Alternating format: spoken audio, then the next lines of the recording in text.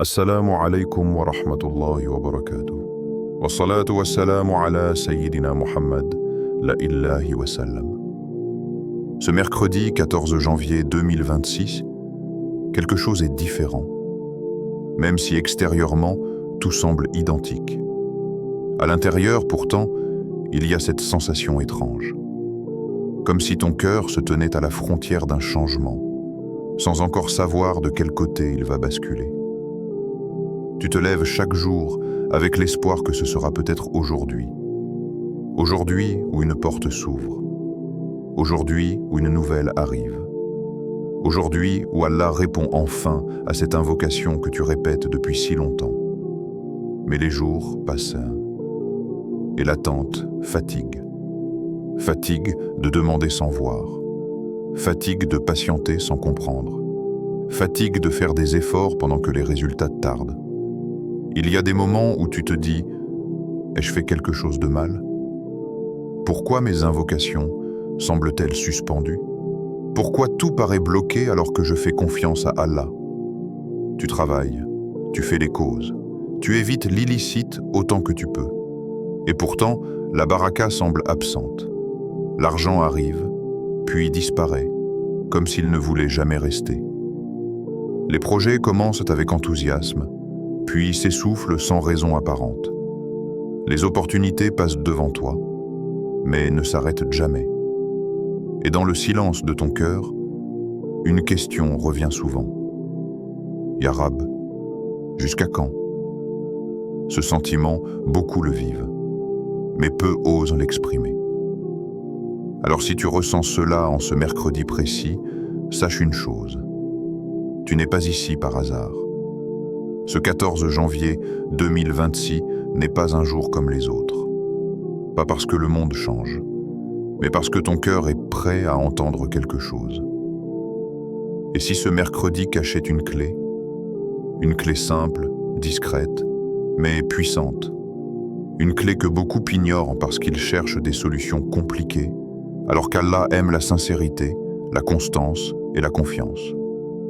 Il existe en islam des moments où une invocation, même courte, peut peser plus lourd qu'un long discours. Des instants où un nom d'Allah, prononcé avec présence, peut faire tomber des murs invisibles. Dans cette vidéo, il ne s'agit pas de promesses vides. Il ne s'agit pas de formules magiques. Il s'agit d'un rappel profond, enraciné dans la spiritualité, d'un nom d'Allah à répéter 33 fois, spécialement ce mercredi 14 janvier 2026. Un nom qui rappelle à ton cœur que le risque ne dépend pas des circonstances, ni des gens, ni même de ce que tu vois. Un nom qui reconnecte ton âme à celui qui donne avant même que tu demandes, à celui qui ouvre des portes là où il n'y avait que des murs. Mais avant d'aller plus loin, si ton cœur cherche la baraka, si tu espères une ouverture, si tu veux avancer avec Allah sans t'éloigner de lui, alors abonne-toi maintenant.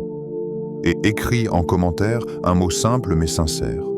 Ya Allah, j'ai confiance en toi. Ce geste n'est pas anodin. C'est une intention. C'est une manière de dire « Je veux marcher vers le bien ». Partage aussi cette vidéo à quelqu'un qui traverse une période difficile, quelqu'un qui sourit extérieurement mais lutte intérieurement. Parfois, un rappel partagé devient une cause de soulagement. Pour deux cœurs. Et surtout, reste jusqu'à la fin. Pas par curiosité, mais parce qu'une surprise spirituelle t'attend. Une invocation finale qui n'est pas comme les autres. Une invocation qui, si elle est dite avec sincérité, peut marquer un avant et un après dans ton cheminement. Ce mercredi, ne fais pas que regarder.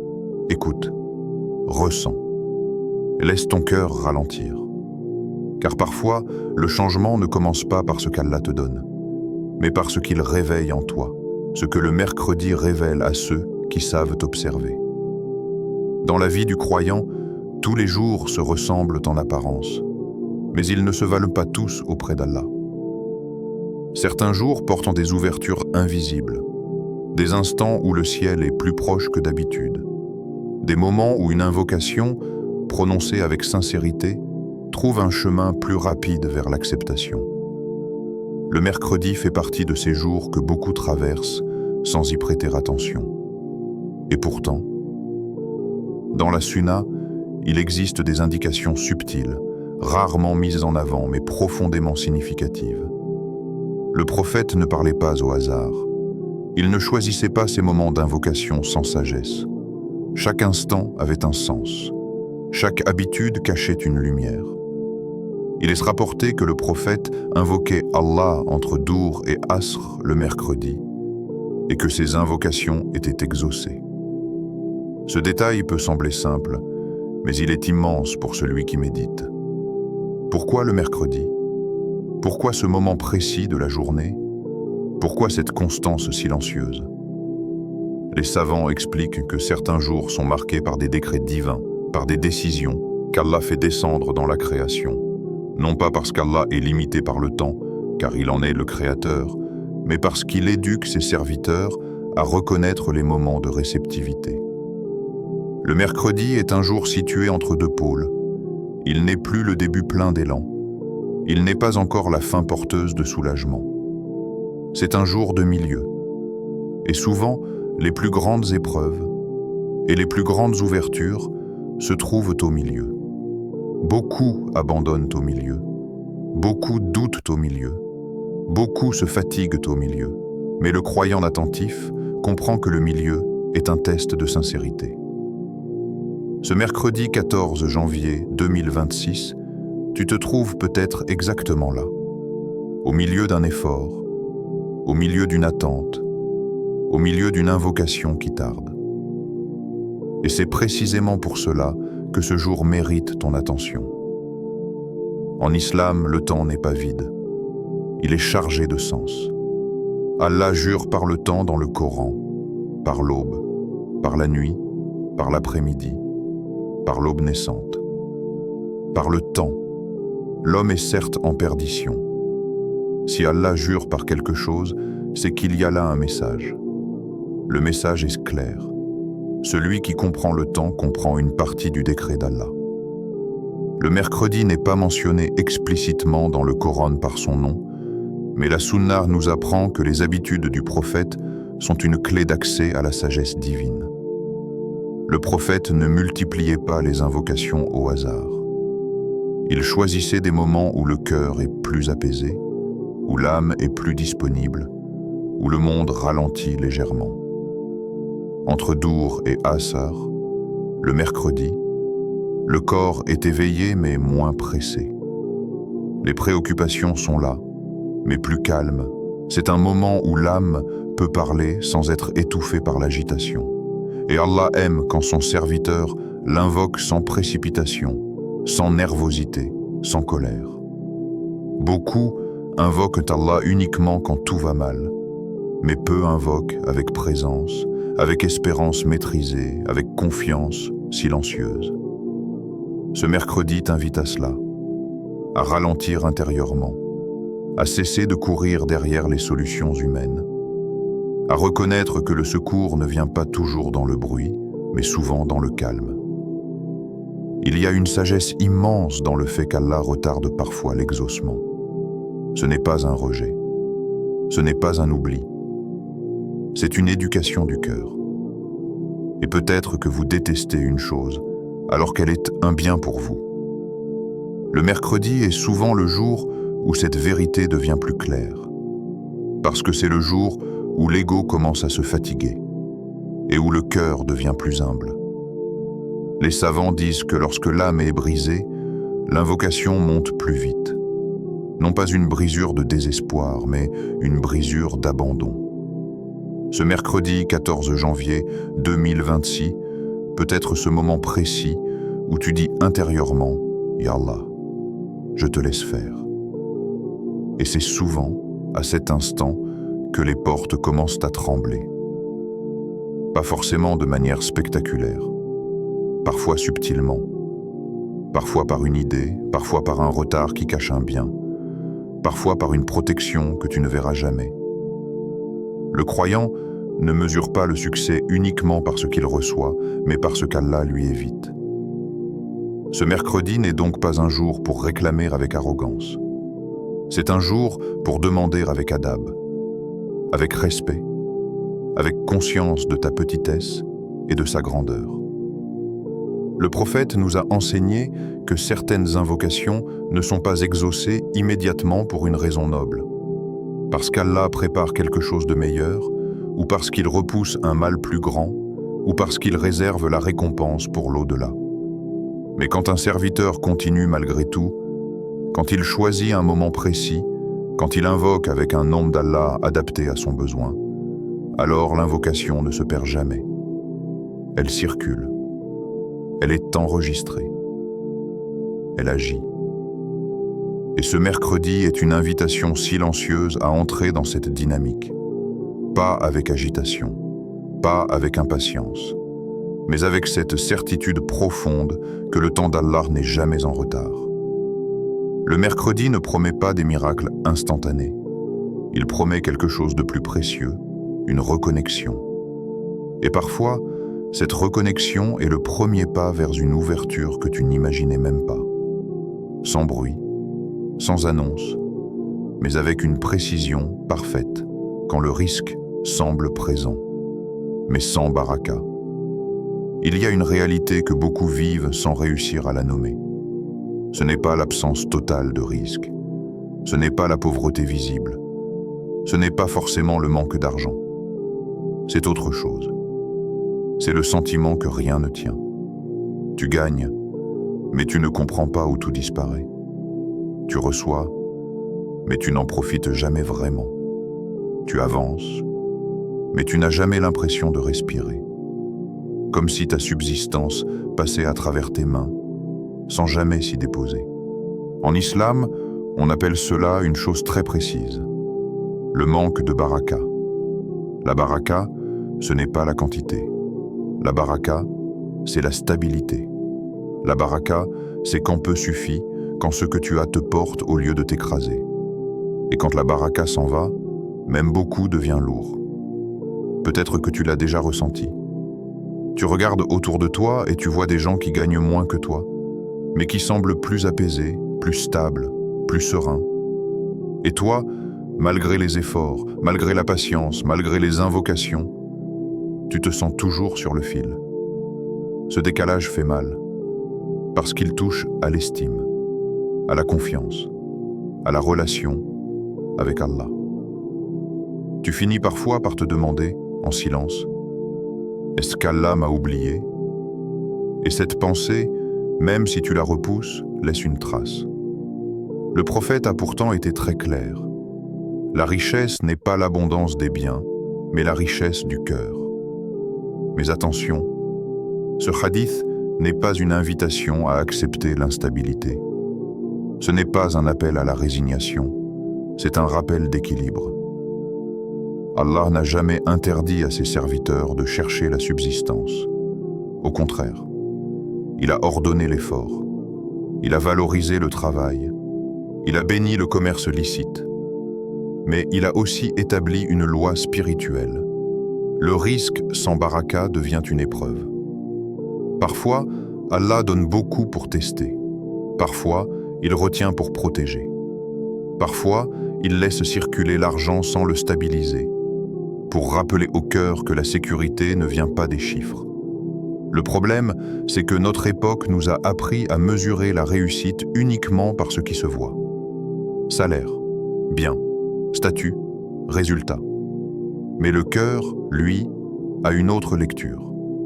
Le cœur ressent quand quelque chose est déséquilibré, quand l'effort est présent, mais que la tranquillité manque, quand les invocations sont faites, mais que l'âme reste tendue.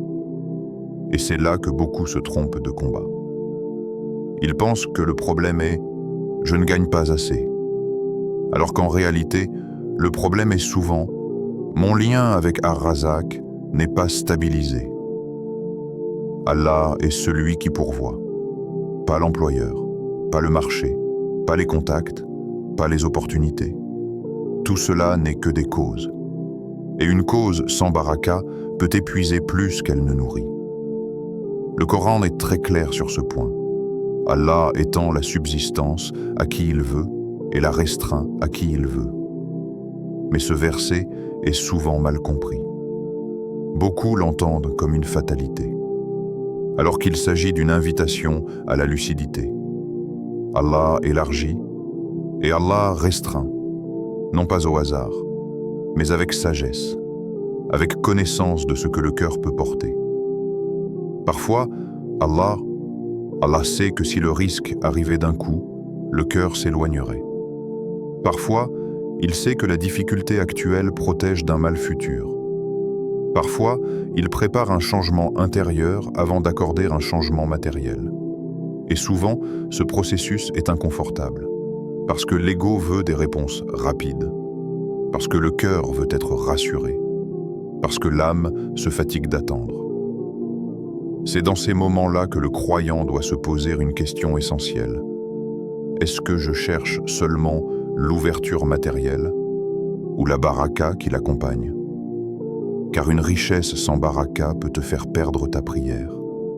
Une richesse sans baraka peut te voler ta gratitude. Une richesse sans baraka peut te rendre inquiet même dans l'abondance. Alors qu'un risque béni, même modeste, t'ancre, t'apaise, t'élève. Ce mercredi 14 janvier 2026, cette question devient centrale. Pas pour te culpabiliser, pas pour te décourager, mais pour réaligner ton intention. Ce jour n'est pas une promesse d'argent immédiat. C'est un rappel de qui tient réellement les clés. Le croyant mature ne demande pas seulement « Ya Allah, donne-moi ». Il demande « Ya Allah, donne-moi ce qui me rapproche de toi et enlève ce qui m'en éloigne, même si je le désire ». Et cette invocation-là est lourde de sens. Beaucoup veulent Allah, veulent la richesse. Peu veulent la responsabilité qu'elle implique. Peu veulent en rendre des comptes sur chaque bien. Allah connaît ton cœur mieux que toi-même. Il sait ce que tu peux gérer. Il sait ce que tu supportes. Il sait ce qui te ferait chuter. Alors quand le risque tarde, ce n'est pas toujours un refus. C'est parfois un ajustement. Ce mercredi t'invite à regarder ton rapport à la subsistance autrement. Non plus comme une course, mais comme une relation. Une relation avec un nom d'Allah précis, un nom qui ne donne pas au hasard, un nom qui donne avec sagesse. Et c'est ce nom que nous allons aborder, progressivement, les blocages invisibles que personne n'aime regarder. Il y a des blocages que l'on voit, et il y a ceux que l'on ne veut pas voir. Les premiers sont faciles à nommer. Manque d'argent, absence d'opportunités, portes fermées, retards répétés. Mais les seconds sont plus profonds. Ils se cachent dans les habitudes, dans les intentions, dans ce que le cœur tolère sans le dire. Beaucoup de croyants invoquent Allah avec sincérité, mais sans lucidité. Ils demandent l'ouverture, tout en laissant ouverts les chemins qui mènent au blocage. C'est une réalité difficile à entendre, mais nécessaire à regarder en face. Allah n'est pas injuste. Jamais. Allah ne fait aucune injustice, fût-ce du poids d'un atome. Quand quelque chose se bloque durablement, ce n'est pas toujours une punition. Ce n'est pas toujours une épreuve d'élévation. Parfois, c'est un signal discret, un rappel silencieux, une invitation à réajuster ce qui s'est déréglé. Les blocages invisibles prennent plusieurs formes. Il y a le péché banalisé, pas le grand péché qui choque, mais le petit, répété, justifié, normalisé. Une prière retardée sans nécessité, un regard interdit minimisé, une parole injuste excusée, un droit d'autrui négligé. Rien de spectaculaire. Mais tout cela laisse des traces. Le prophète a dit, lorsque le serviteur commet un péché, un point noir apparaît sur son cœur. Un point, puis un autre, puis encore un autre, et sans s'en rendre compte, le cœur s'alourdit. La sensibilité spirituelle diminue. Les invocations perdent de leur élan. Ce n'est pas qu'Allah n'entend plus. C'est que le cœur n'est plus aussi présent. Il y a aussi le blocage de l'ingratitude inconsciente. Pas l'ingratitude verbale, mais celle du cœur qui se focalise uniquement sur ce qui manque. Tu regardes ce que tu n'as pas. Tu compares, tu ressasses, tu te plains intérieurement. Et sans t'en rendre compte, tu oublies ce que tu as reçu. Si vous êtes reconnaissant, j'augmenterai pour vous. Ce verset n'est pas une métaphore, c'est une loi. La gratitude ouvre, l'ingratitude, même silencieuse, resserre. Il y a aussi le blocage de la dépendance aux causes. Tu dis « Je fais confiance à Allah ». Mais ton cœur panique dès que la cause humaine faiblit. Si le travail vacille, tu trembles. Si la personne s'éloigne, tu t'effondres. Si le plan échoue, tu perds pied. Cela révèle quelque chose. La confiance est déclarée, mais pas encore enracinée. Allah aime être invoqué par des cœurs qui savent que les causes n'ont aucun pouvoir sans lui. Le prophète a enseigné: si vous placiez votre confiance en Allah comme il se doit, il vous accorderait votre subsistance comme il l'accorde à l'oiseau. Il part le ventre vide et revient rassasié. L'oiseau ne reste pas immobile, il fait l'effort. Mais il ne s'angoisse pas pour demain, beaucoup font l'effort, mais vivent dans l'angoisse permanente. Et cette angoisse devient un voile. Il y a aussi les blocages liés aux intentions floues. Tu demandes la richesse, mais pourquoi? Pour la tranquillité? Pour l'indépendance? Pour aider? Ou pour te comparer? Pour te prouver quelque chose? Pour combler un vide intérieur? Allah regarde l'intention avant le résultat. Parfois, il bloque, non pas parce qu'il refuse de donner, mais parce qu'il veut purifier la demande. Il y a enfin un blocage que peu acceptent, celui de la précipitation. Tu veux maintenant, tu veux vite, tu veux des signes immédiats. Mais Allah agit sur un autre rythme. Allah fait toute chose selon une mesure. Chaque chose a son temps, chaque ouverture a sa maturité, chaque don a son moment. La précipitation ferme parfois des portes que la patience aurait ouvertes. Ce mercredi 14 janvier 2026 n'est pas là pour te faire peur. Il n'est pas là pour t'accuser. Il est là pour t'inviter à un regard honnête. Pas sur les autres, pas sur les circonstances, mais sur ton état intérieur. Parce que la véritable ouverture commence toujours là. Avant que le risque ne descende dans ta vie, il descend dans ton cœur. Avant que la richesse ne se stabilise, la relation avec Allah doit se stabiliser. Et tant que certains blocages invisibles restent ignorés, les portes peuvent rester fermées, même si tu frappes fort. Ce n'est pas une injustice, c'est une miséricorde déguisée, car Allah préfère corriger ton cœur avant de t'accorder ce qui pourrait le détourner. Et c'est précisément pour cela que certains noms d'Allah ne se prononcent pas à la légère. Ils exigent présence, lucidité, sincérité. Ce mercredi, l'un de ces noms t'attend quand un nom d'Allah devient une porte. Tous les noms d'Allah sont beaux, tous sont parfaits, tous sont une lumière.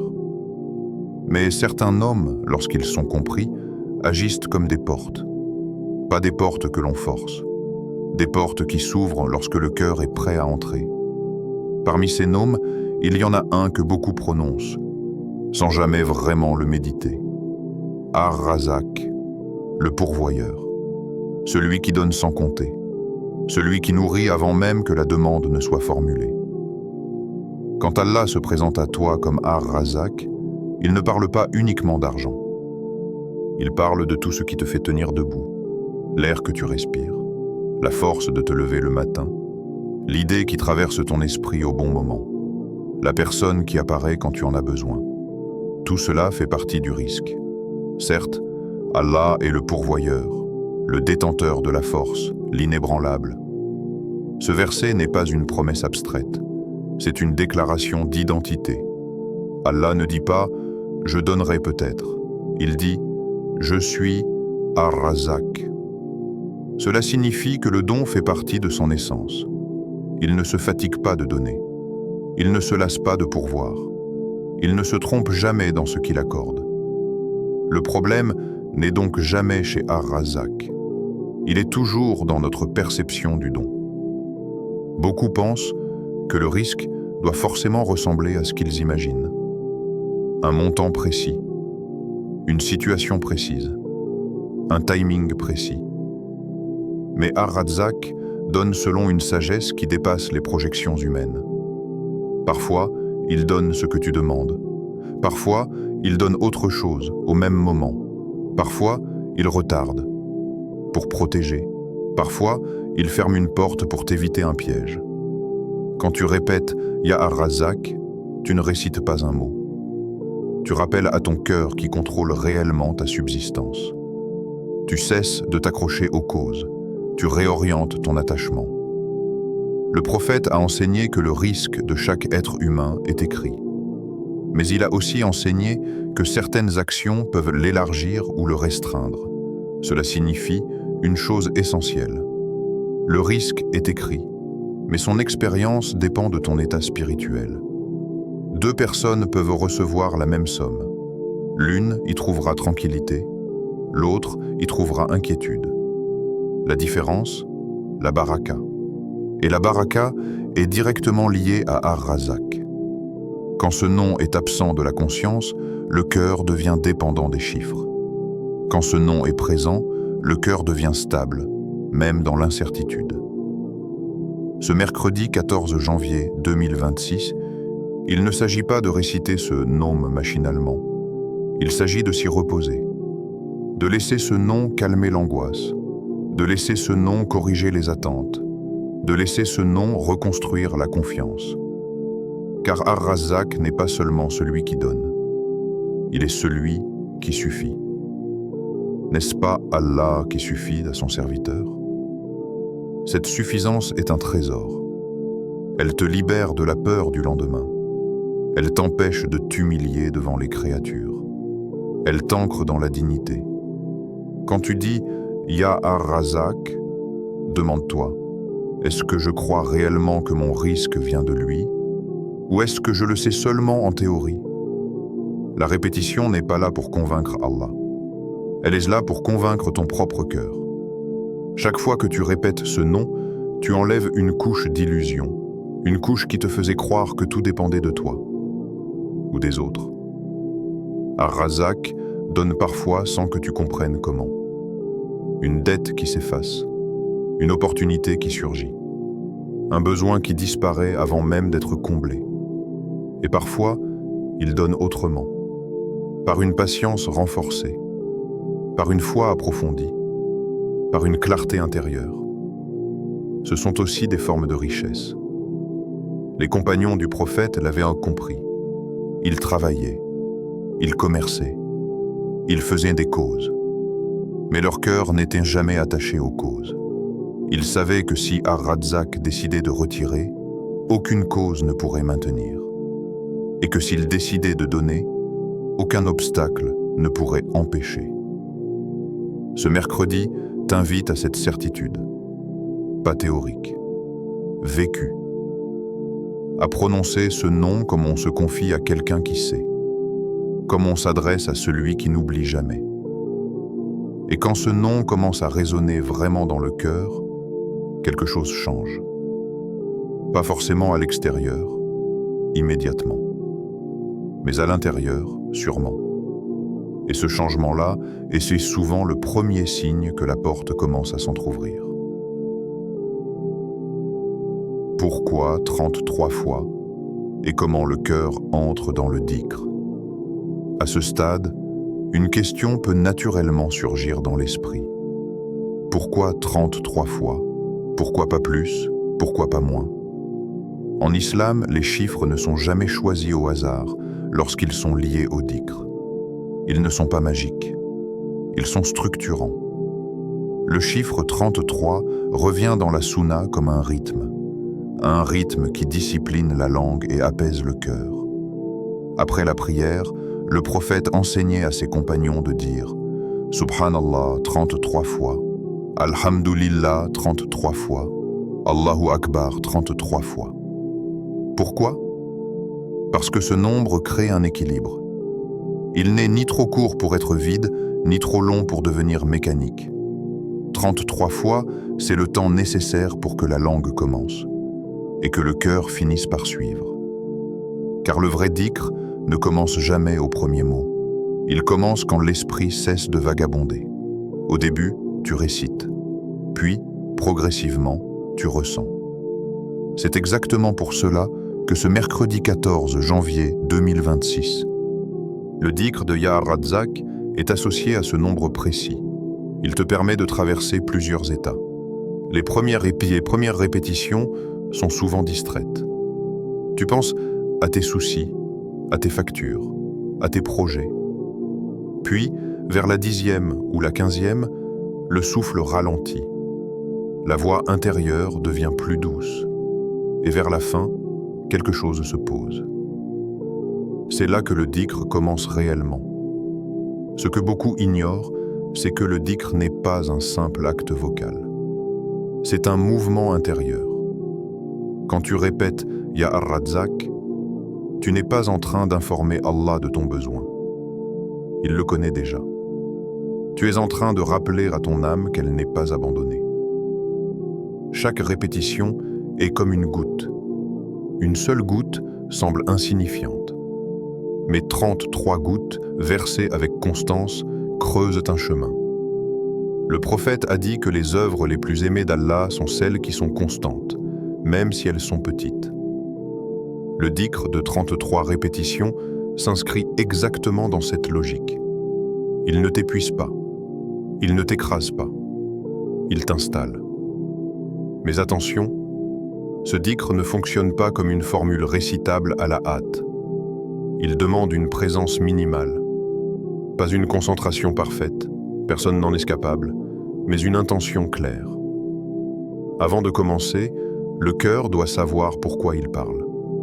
Pas pour tester Allah, pas pour exiger, mais pour se remettre à sa place. Ce mercredi, quand tu t'apprêtes à réciter ce nom, ne pense pas immédiatement à ce que tu veux recevoir. Pense d'abord à qui tu appelles. Ar-Razzaq, celui qui nourrit même celui qui le renie, celui qui n'oublie pas la fourmi noire sur un rocher noir dans la nuit. Si Allah nourrit la créature la plus insignifiante, comment pourrait-il t'oublier? Cette pensée change la posture. Le dhikr devient alors un refuge, pas une demande stressée. Il y a aussi une sagesse dans la répétition limitée. Si tu répétais ce nom 500 fois sans présence, ton cœur resterait peut-être fermé. Mais 33 fois, faites lentement, consciemment, peuvent ouvrir une brèche. Ce nombre crée un cadre, et le cadre sécurise l'âme. L'âme humaine a besoin de structure pour s'apaiser. Quand elle sait quand commencer et quand finir, elle se détend. Et dans cette détente, la sincérité apparaît. Le dhikr de ce mercredi n'est pas à réciter comme on coche une tâche. Il est à habiter. Chaque Ya est une invocation. Chaque Ar-Razzaq est une reconnaissance. Reconnaître que tu n'es pas autosuffisant. Reconnaître que tu dépends. Reconnaître que tu espères. Et cette reconnaissance est déjà une forme de richesse. Quand tu arrives à la 33e répétition, ne te lève pas immédiatement. Laisse un court silence. Le silence fait partie du dhikr. C'est dans ce silence que le cœur assimile ce qu'il vient de dire. C'est dans ce silence que la confiance commence à remplacer l'angoisse. Ce mercredi, le dhikr n'est pas une performance. C'est un retour. Un retour vers une vérité simple, que la vie moderne a recouverte de bruit. Tu n'as jamais été responsable de ta subsistance. Tu as seulement été responsable de ton effort et de ton lien. Et lorsque ce lien se renforce, le reste suit, d'une manière ou d'une autre. Entrez dans le moment, ce mercredi comme si tout commençait là. Imagine ce mercredi 14 janvier 2026. Pas comme une date sur un calendrier, mais comme un espace. Un espace où tu t'autorises pour une fois à ne rien porter d'autre que ton cœur. Le monde, ce jour-là, ne s'arrête pas. Les obligations sont toujours là, les responsabilités aussi. Mais intérieurement, quelque chose ralentit. Tu te prépares. Pas extérieurement seulement, intérieurement. Tu fais tes ablutions, l'eau coule, et avec elle, tu laisses partir un peu de la lourdeur accumulée. Chaque goutte te rappelle que la purification n'est pas qu'un geste, c'est un état. Quand tu t'assieds ensuite, tu ne t'assieds pas comme d'habitude. Tu t'assieds avec l'intention claire que ce moment ne sera pas comme les autres. Entre Dour et Ashar, le temps a une texture particulière. Le soleil est encore haut, mais il a perdu l'arrogance du matin. Les ombres s'allongent doucement, comme si la création elle-même invitait à l'humilité. C'est dans cet entre-deux que le prophète invoquait, pas dans la précipitation, pas dans l'excès, dans un moment où l'âme peut respirer. Tu ne cherches pas à forcer l'émotion. Tu ne cherches pas à pleurer. Tu es simplement là, présent. Ce simple fait est déjà un acte d'adoration. Avant de prononcer quoi que ce soit, tu fais une pause. Tu te rappelles que tu t'adresses au Créateur des cieux et de la terre. Pas à une idée abstraite, pas à une énergie, à Allah. Celui qui t'a vu naître, celui qui a entendu toutes tes invocations, même celles que tu as oubliées. À ce moment précis, tu n'as pas besoin de convaincre. Tu n'as pas besoin d'expliquer. Tu n'as pas besoin d'argumenter. Tu es un serviteur qui se tient à la porte de celui qui donne. Quand tu commences à dire « Ya Ar-Razak », ta voix peut être basse, presque un murmure. Allah entend ce que le cœur dit avant même que la langue ne bouge. Les premières répétitions sont encore chargées de pensées. C'est normal. Tu penses à ce qui t'inquiète, à ce que tu espères. Ne lutte pas contre ces pensées. Laisse-les passer. Le dhikr n'est pas une bataille, c'est une traversée. Progressivement, le nom commence à prendre sa place. Ya Ar-Razak. Ce n'est plus un mot, c'est une affirmation. Tu rappelles à ton âme que tu n'es pas en train de mendier auprès des créatures. Tu t'adresses à celui qui possède les réserves invisibles, à celui qui sait exactement ce dont tu as besoin, même quand toi, tu hésites. À chaque répétition, ton souffle devient plus régulier, ton corps se détend, ton esprit cesse peu à peu de vouloir contrôler l'issue. C'est là que quelque chose d'essentiel se produit. Tu passes du besoin à la confiance. La confiance ne fait pas disparaître les problèmes, mais elle enlève leur pouvoir de t'écraser. Ce mercredi, ne mesure pas ce moment à ce que tu ressens émotionnellement. Ne te dis pas « je n'ai rien senti, donc ça n'a servi à rien ». Le dhikr agit parfois comme une semence, silencieuse, invisible, mais bien vivante. Allah n'a jamais conditionné l'exaucement à une émotion forte. Il l'a conditionné à la sincérité. Quand tu arrives à la dernière répétition, tu ne demandes rien de précis. Tu restes. Le silence qui suit n'est pas un vide. C'est un dépôt. C'est là que tu laisses ton affaire entre les mains d'Allah. Sans rappel, sans exigence, sans calendrier. Le prophète a enseigné que l'invocation du croyant n'est jamais perdue. Soit Allah lui donne ce qu'il demande, soit il repousse un mal équivalent, soit il réserve la récompense pour l'au-delà. Dans les trois cas, le croyant est gagnant. Mais ce mercredi, il y a quelque chose de plus subtil. Il y a la possibilité que ce moment marque un tournant intérieur. Pas forcément visible tout de suite, mais réel. Peut-être que tu te lèveras avec un poids en moins. Peut-être que les circonstances resteront identiques, mais ton regard changera. Et parfois, ce changement de regard est la première porte qui s'ouvre. Parce que quand le cœur se remet à sa place, le reste trouve la sienne. Ce mercredi n'exige rien de toi, si ce n'est une chose, être là, vraiment là, et laisser Ar-Razak faire ce qu'il fait depuis toujours, pour voir ce qui change quand tu confies vraiment ton affaire à Allah. Il y a un moment précis dans la vie spirituelle d'un croyant où quelque chose bascule. Ce n'est pas spectaculaire, ce n'est pas toujours visible, mais c'est réel. Ce moment arrive quand tu cesses, intérieurement, de négocier avec Allah. Quand tu ne lui dis plus « Ya Allah, fais ceci, comme ça maintenant ». Mais quand tu dis sincèrement « Ya Allah, je te confie cette affaire ». La différence entre demander et confier est immense. Demander peut encore contenir de l'exigence. Confier contient de l'abandon. Et l'abandon n'est pas une faiblesse, c'est une force spirituelle.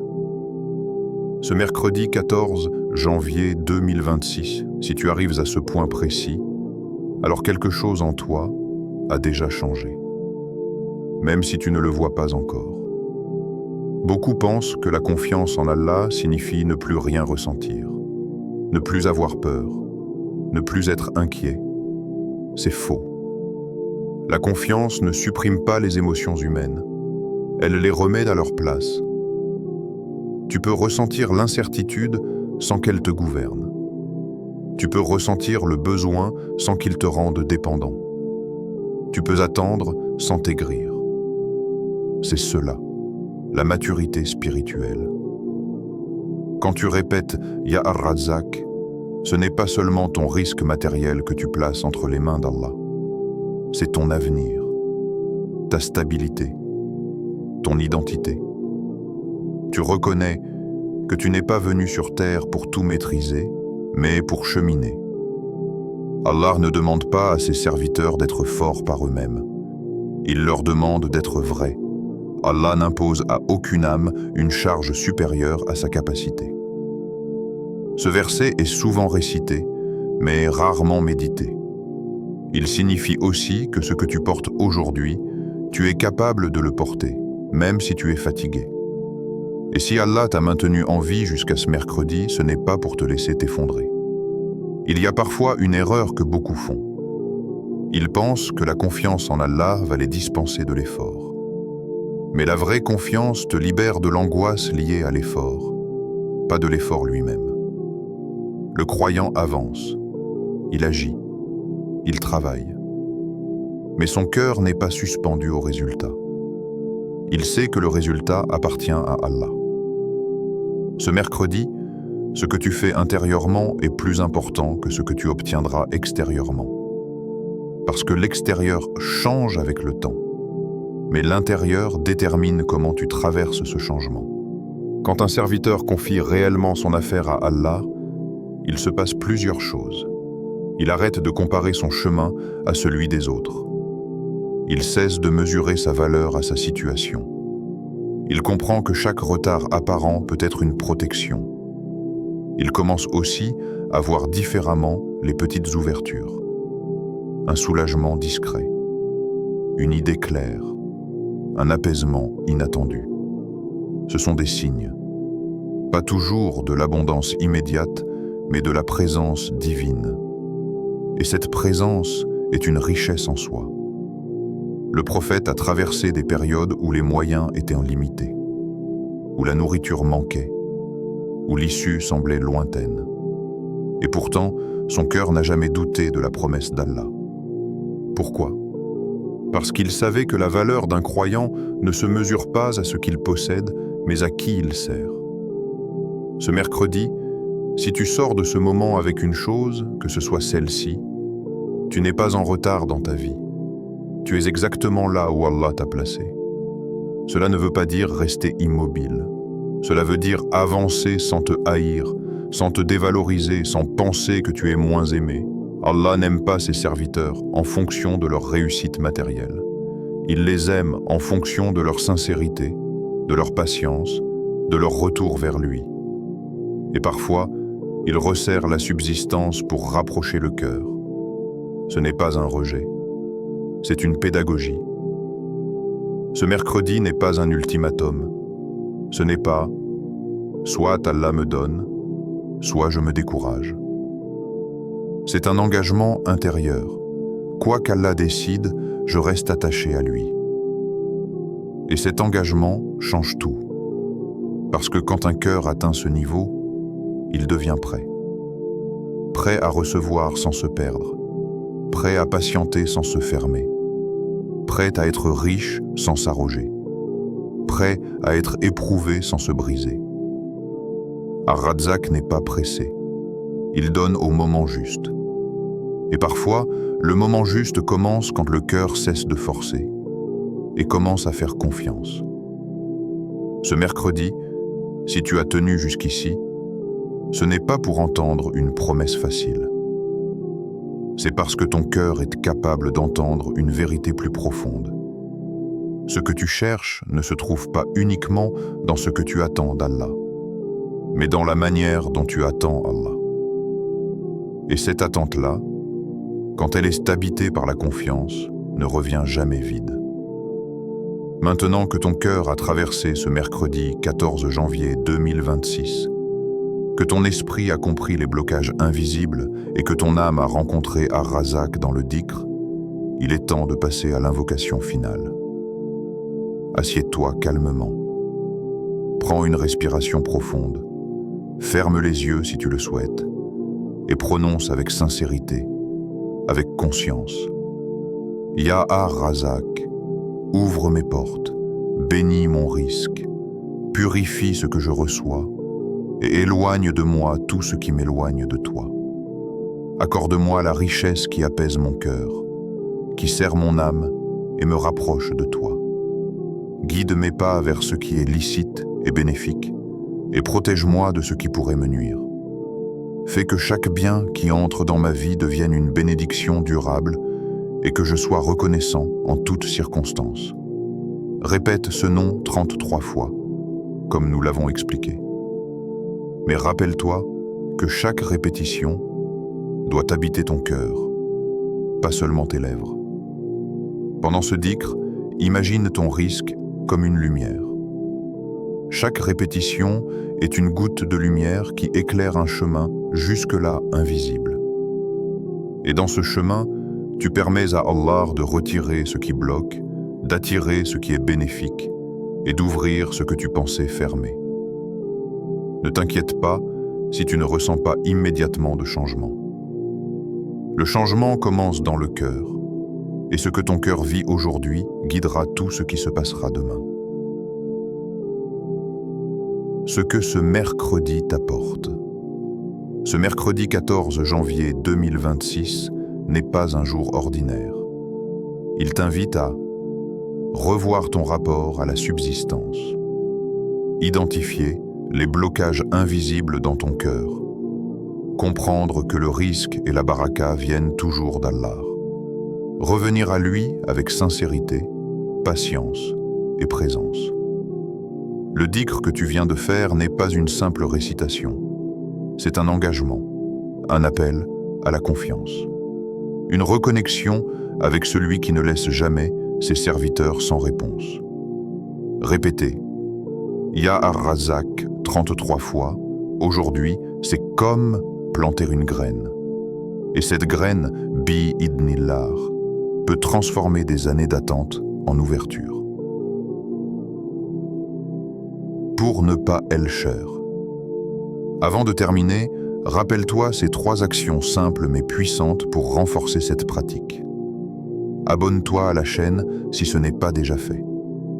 Chaque vidéo est un rappel pour ton cœur, pour t'aider à rester proche d'Allah chaque jour. Commente un mot ou une phrase en rapport avec cette invocation. Par exemple, Ya Ar-Razzaq, Baraka, ou même Confiance en Allah. Ce simple geste t'aide à t'engager intérieurement et à faire partie de la communauté qui avance ensemble vers la lumière. Partage cette vidéo avec quelqu'un qui pourrait bénéficier de ce dhikr ce mercredi ou dans les prochains jours. Tu ne sais jamais quel cœur Allah touchera grâce à ton geste. Et surtout, reste jusqu'à la fin de la journée avec ce nom dans ton cœur. Répète-le doucement dans tes moments de silence, avant les prières, ou quand tu sens que le cœur s'inquiète. car la vraie transformation n'est pas instantanée. Elle est continue, silencieuse et puissante. Salam et que la baraka d'Allah Ar-Razzaq t'accompagne. Répète ce nom avec foi, confiance et gratitude. Sois patient, persévérant et sincère. Et observe comment Allah ouvre des portes que tu pensais fermées depuis longtemps. N'oublie pas, ce mercredi 14 janvier 2026 est ton moment. Ta présence consciente et ton dhikr sincère peuvent changer le cours de ton risque, bi-idnillah.